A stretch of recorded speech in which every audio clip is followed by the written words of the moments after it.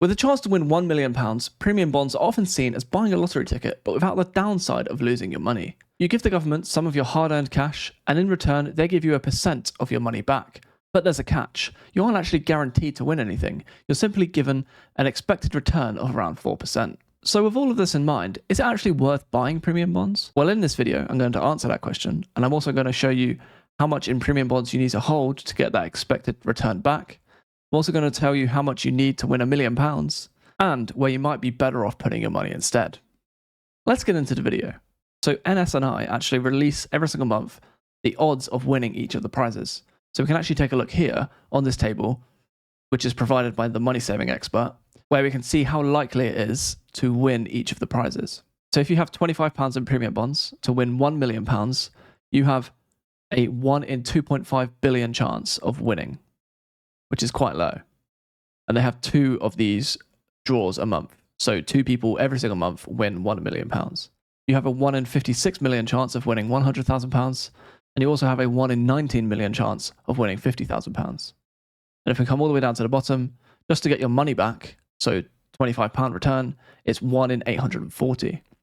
So the odds aren't really that good to win. But if we scroll down even further in this article, we can see what you're likely to return based on a certain amount of money that you have. So if you have £100 in your premium bonds account, you're likely to return 0%. If you have £1,000 in your premium bond account, you're likely to also return 0%. And then if you have £10,000, it jumps up to 3.75%. If you have £25,000, it jumps to 3.8%. And if you have £50,000, which is the max for an NS&I premium bond account, you can actually return 3.9%, which is the average. And this is actually below the current rate, which is 4.4%, and soon to be 4.1% in December. So you're actually not even likely to hit the average rate of return that they state. This is because of the big prizes that you can win other than the £25. So it's actually skewed slightly because of the big prizes. But if you have £1,000 in your account, you're actually basically guaranteed to not win anything. And this is how true from my experience, because I had £1,000 in my premium bond account for a whole year and I didn't win anything. And if you want to find out how much money you actually are predicted to earn from your premium bonds, you can actually use the premium bond calculator, which is right here.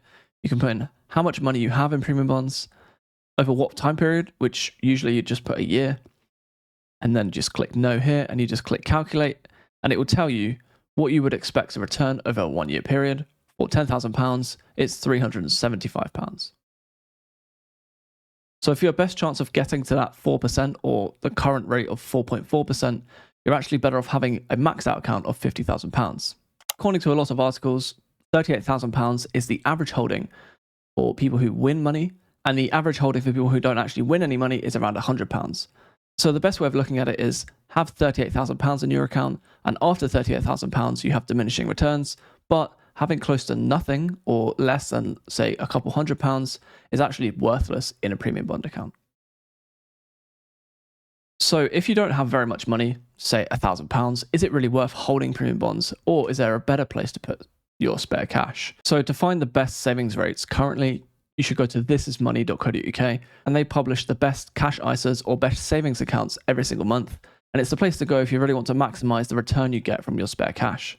So if you had £1,000 in premium bonds, you would have returned £44 on average, based on the 4.4%, if you somehow got the 4.4%. In the best easy access ISA, you would have returned £51.50.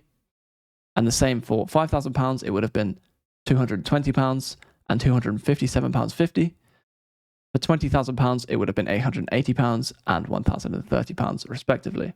But getting a return of 5.15% from a savings account isn't really that helpful, and 4.4% from premium bonds is what we've seen quite unreliable. So where else could you put your money to actually get an even better return? Now, obviously this is an investing channel, so at this point I'm going to suggest putting your money into stocks and shares. But what I'm going to say is you should just stick them into a broad market ETF, like an all-world ETF or an S&P 500 ETF. So over the last year, the all-world market, or following the all-world ETF VWRL made by Vanguard, you would have actually returned 23.53% in the last year, which is actually 5 to 6 times more than the premium bonds this year.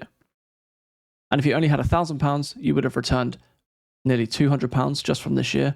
compared to the mere £40 that you would have returned from premium bonds. And if you'd stuck it in a similar S&P 500 ETF, like G500, which is the Invesco S&P 500 ETF, this year you would have returned 32%, which would have given you £320 as opposed to the £40 from the premium bonds. So as we can see, stock investing is actually probably more lucrative over this past year, but what we can say is that previous performance does not indicate future success. So based on the premium bond return rate of 3.9% if you have £50,000, you will probably be more likely to be guaranteed around £2,000 based on luck, as opposed to stock market investing, which is more based on how the market is. Also, investing in the stock market is more of a long-term play and a long-term mindset. I wouldn't suggest anyone to invest in the stock market unless it's cash that they are willing to lose or cash that they don't really need for at least 5 years. So to finish my point, is it actually worth holding premium bonds? In my opinion, yes. If you have enough cash to near enough hit that £38,000 average, then it might be a good idea. Cash that you don't need for the next few months or maybe a few years, but you can see yourself using before a 5-year time horizon. Investing in the stock market is a long-term plan and more, in my opinion, for retirement. And if you think you might need that cash in the future, or you don't know what's going to happen with that cash, then premium bonds is a very safe place to put that because you can always pull it back out again. That is the end of the video. Do you think it's worth holding premium bonds? Do you hold premium bonds yourself? And do you think I should have kept hold of my £1,000 in premium bonds and waited to see if I actually made any money? If you liked the video, give it a thumbs up. Any suggestions on improvements to the video content or ideas for content going forward, then please give me a comment below and I will give you a reply. Thank you.